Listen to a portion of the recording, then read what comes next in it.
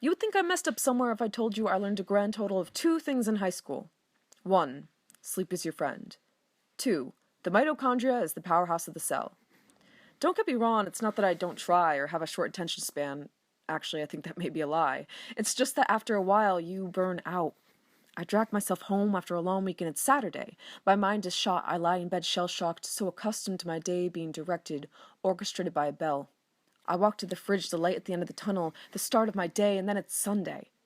And I spend my hours with a mental block, slaving over homework and microwaved noodles. I pause for a moment to take a forkful and it's Monday.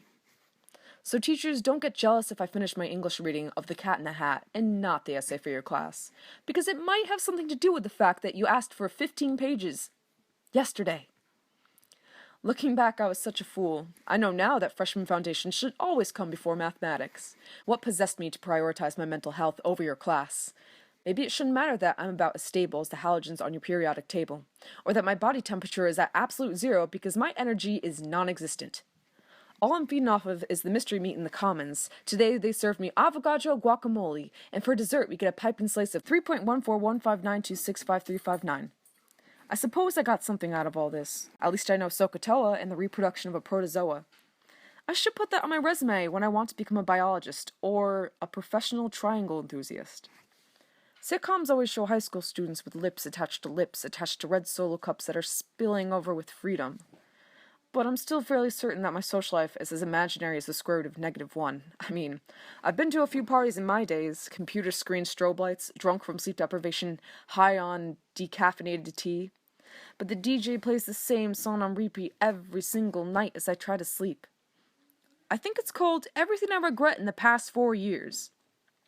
For some reason I get stuck on things like freshman year Emma, who said a total of 5 words in the first 4 days.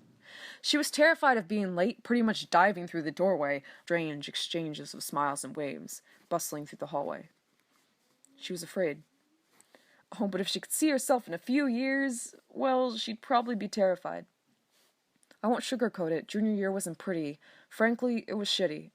I was choking on panic when I wasn't drowning in indifference, or bubbling somewhere between the two. I spent all my time waiting for some miracle, any turn of events. Because I would lose it if I spent another week of summer sitting through tutors that didn't want to be there, taking my midterms, my finals as I pull out my hair. Yeah, I had enough of that. So I chopped it all off. I had it with my past. And I had one more year, one more chance, one more shot. Because I'm tired of being a downright depressed, thoroughly stressed mental mess.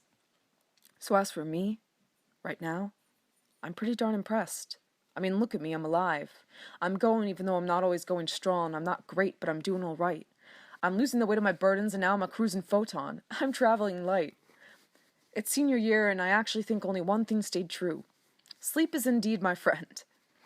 And they still call this school a prison? It's not that I don't agree, but if this place is really the jailhouse, screw the mitochondria. I'm the powerhouse of this cell.